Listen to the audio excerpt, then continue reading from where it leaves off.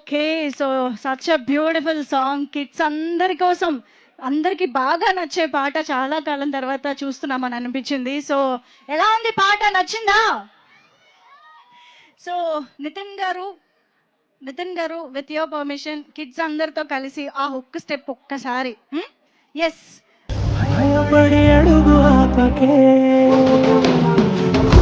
అంటూ భూతం వస్తే ఆగతే అమ్మాడి మంత్రం దాంతో గుమ్మలాటలాడాలి అంటూ భూతం వస్తే ఆగతే అమ్మాడి మంత్రం వేసి దాంతో గుమ్మలాటలాడాలి.